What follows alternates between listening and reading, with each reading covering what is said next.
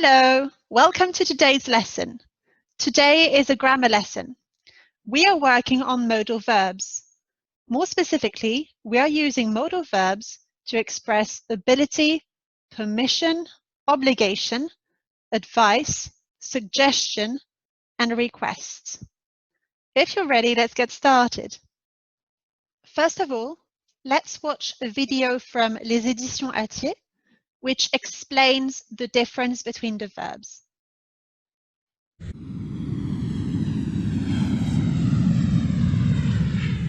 Savoir exprimer la capacité, l'obligation et l'interdiction.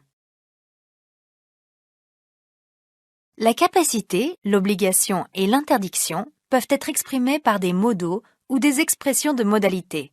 Have to, be able to, etc.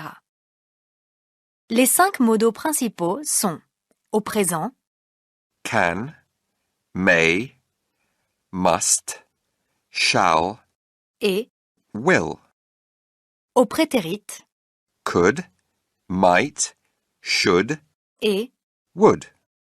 la forme négative de can, cannot, s'écrit en un seul mot. Sa forme contractée, can't, se prononce Can't, en anglais britannique et can't. en anglais américain.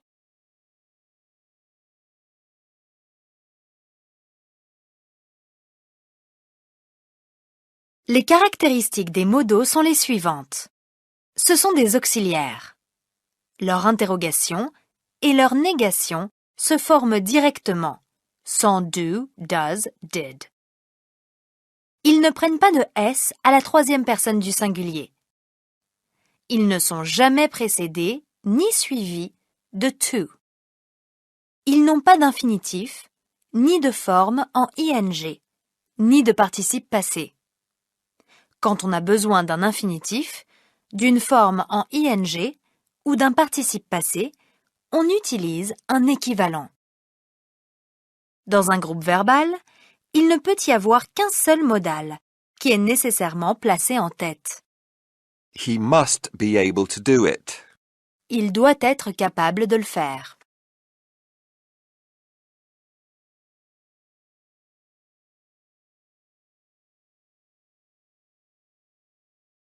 La capacité et l'incapacité s'expriment avec can, forme négative, cannot, can't.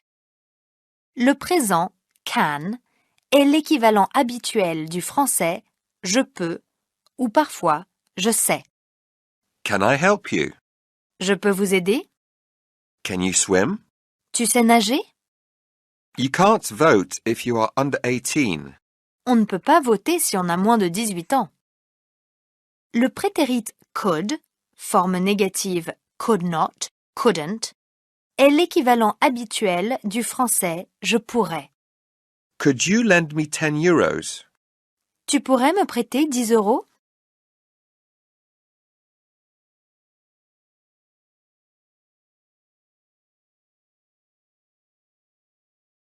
L'obligation et l'interdiction s'expriment avec must et mustn't. Must est l'équivalent de je dois, signifiant il faut que je. Must exprime le point de vue de l'énonciateur dans un style plutôt formel. You must give up smoking. Tu dois arrêter de fumer. Il faut que tu arrêtes de fumer.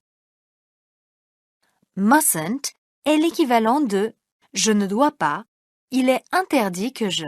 You mustn't park here. Tu ne dois pas te garer ici. La permission s'exprime avec may, là encore, dans un style plutôt soutenu. May I take this chair, please? Puis-je prendre cette chaise, s'il vous plaît? Dans le langage courant, on utilise can.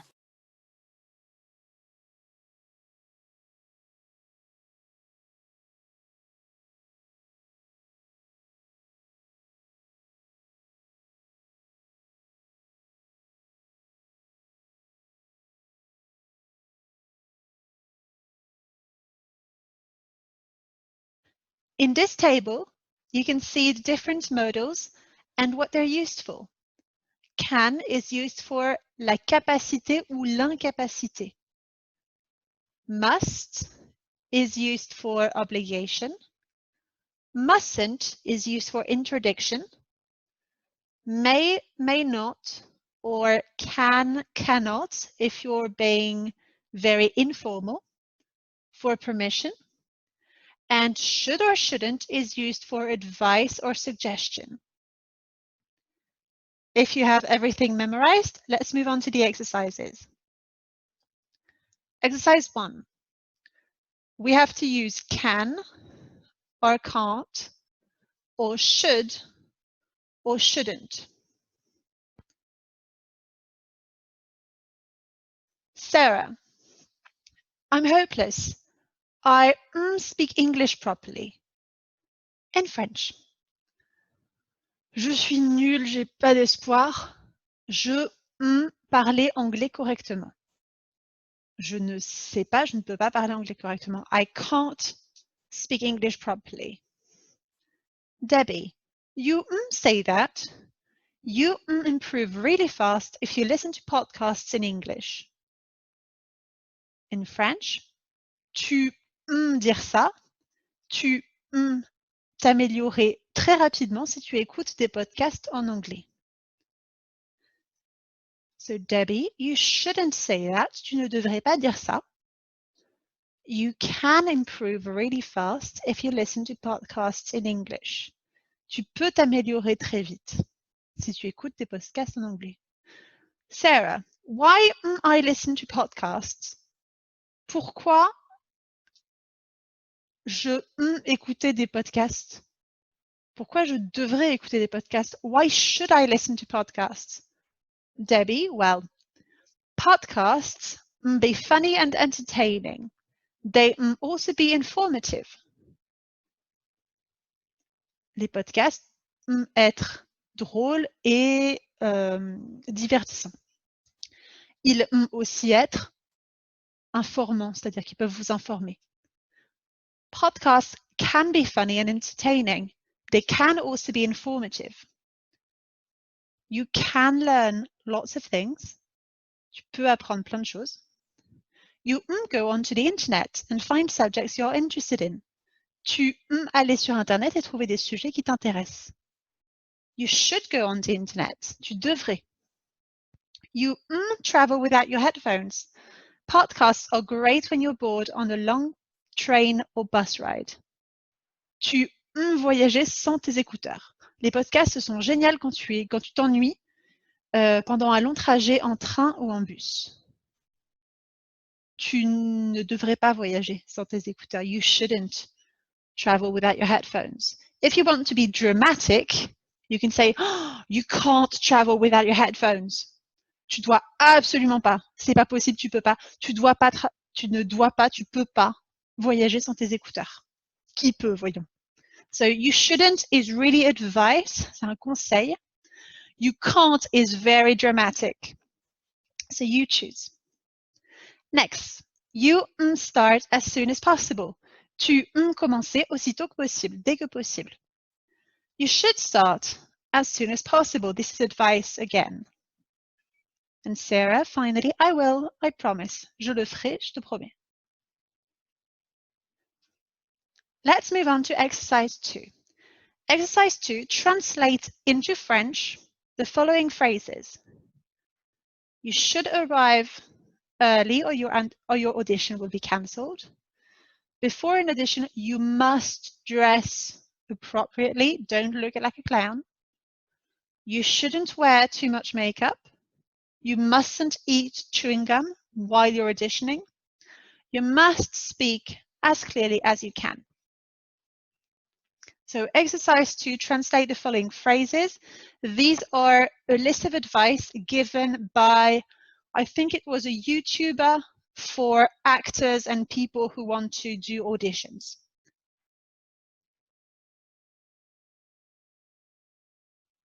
You should arrive early or your audition will be cancelled. Vous devriez arriver, tu devrais arriver, vous devriez arriver.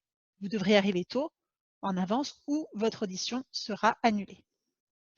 Before an audition, you must dress appropriately. Don't look like a clown. Avant une audition, Vous devez vous habiller. C'est plus un conseil, là c'est une obligation. Vous devez vous habiller de manière appropriée. Ne ressemblez pas à un clown. You shouldn't wear too much makeup. Should, c'est le conseil. Vous ne devriez pas porter, il ne faudrait pas que vous portiez trop de maquillage. You mustn't eat chewing gum while you're auditioning. Mustn't, c'est l'interdiction. Vous ne devez pas mâcher du chewing-gum pendant que vous auditionnez, pendant que vous passez l'audition. You must speak as clearly as you can. Must, l'obligation.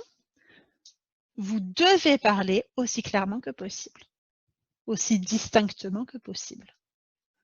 Let's continue. You mustn't lie about previous acting work.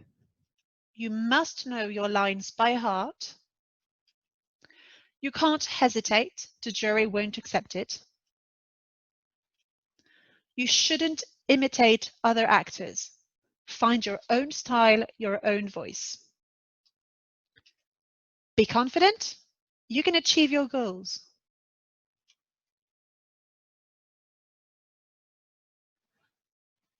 Let's get started. Going on a safari can be a memorable experience. Going on a safari can be a memorable experience. Faire un safari peut être une expérience mémorable. C'est pas obligé, c'est pas un conseil, ça peut être. La possibilité de l'être. But you pay attention to what you do or do. But you must pay attention to what you should do or shouldn't do. Mais vous devez, c'est une obligation, vous devez faire attention à ce que vous devriez faire ou ne pas faire. You wear neutral colors because bright colors scare the animals away. Vous portez des couleurs neutres parce que les couleurs vives effraient les animaux. You should or you must. If you say you should, it's advice, which means if you arrive wearing a bright yellow t-shirt, the organizer will not tell you to go away. If you say you must wear neutral colors, that's an obligation. If you do not do this, you will not go on the safari. Let's continue. Number 4, you have warm clothes in case it gets cold overnight. Vous avoir des vêtements chauds au cas où il ferait froid la nuit. You should. You should. It's a piece of advice. The reason is, you know, if you don't have warm clothes, you'll be cold. You won't be dead, you'll just be cold. So honestly, it's up to you. My advice is get some warm clothes. If you don't, that's your problem, really. Number 5, you always have insect repellent along with you. Vous toujours avoir du produit anti-insecte, de l'anti-moustique, essentiellement, avec vous. Again, you should always have insect repellent along with you. You should. Again, if you don't have insect repellent, you're going to get bitten, but that's your problem. However, number 6, you approach a wild animal. Vous approchez un animal sauvage. In this case, it's not you should, it's not you can, it's not even you shouldn't, it's you mustn't. It is a very, very strong interdiction. You mustn't approach a wild animal. You will die or get very seriously injured. So in this case, it's not a piece of advice, it's an obligation or an interdiction in this case. Number 7, you bring some cash. You may or you might want to buy souvenirs. Vous amenez du cash, de l'argent. Vous pourriez vouloir acheter des souvenirs. You should. Again, if you don't have cash, that's okay. You just won't have souvenirs. It's not an obligation, it's a piece of advice. You leave any rubbish behind. You keep it in your car. Vous laissez des déchets derrière vous. Vous les gardez dans votre voiture. In this case, it's not advice, it's very strong obligation or interdiction. You mustn't leave any rubbish behind. You must keep it in your car. Vous ne devez pas laisser des déchets derrière vous. Vous devez les garder dans votre voiture. Interdiction, obligation. Finally, we all protect nature so that future generations also enjoy it. We must all protect nature so that future generations can also enjoy it. Nous devons tous protéger la nature pour que les générations futures puissent, et la capacité de, puissent en profiter.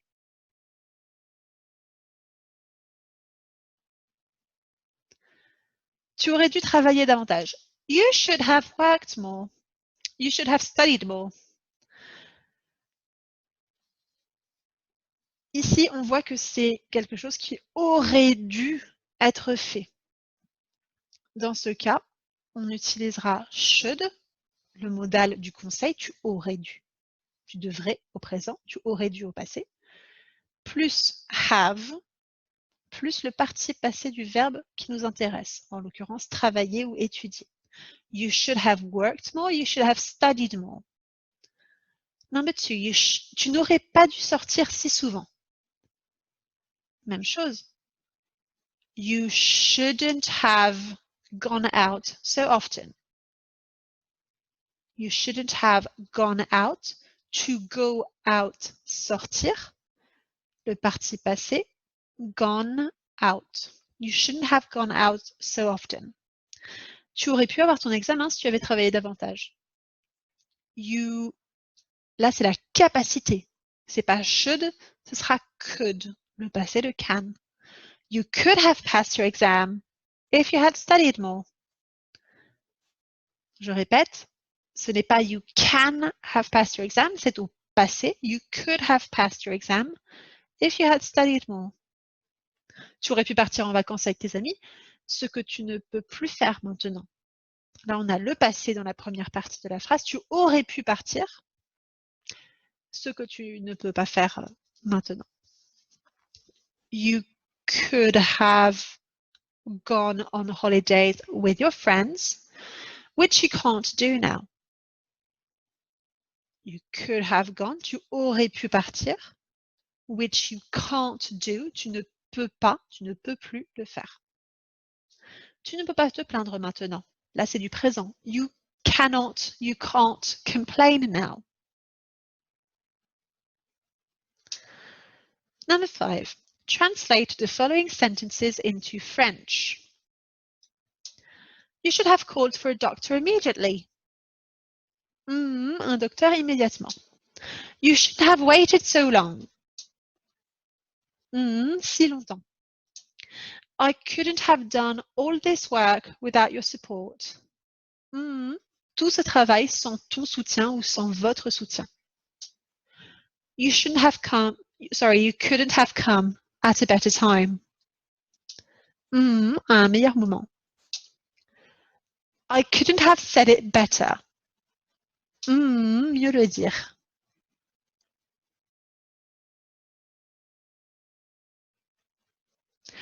You should have called for a doctor immediately.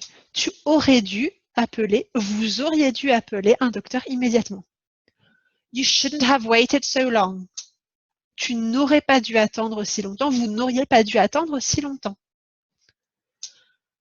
I couldn't have done all this work without your support. Je n'aurais pas pu faire tout ce travail sans ton soutien, sans votre soutien. You couldn't have come at a better time.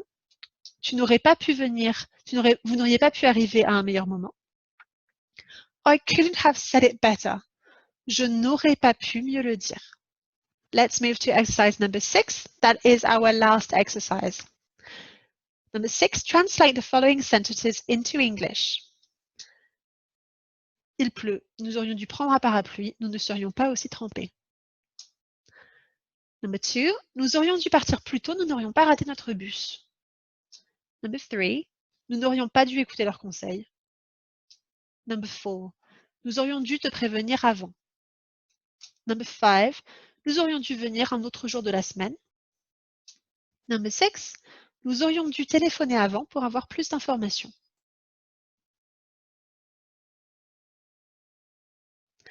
Number 1. Il pleut, nous aurions dû prendre un parapluie. Nous ne serions pas aussi trempés. Nous aurions dû, c'est un conseil qu'on se donne au nous du passé, et nous ne serions pas aussi trempés maintenant.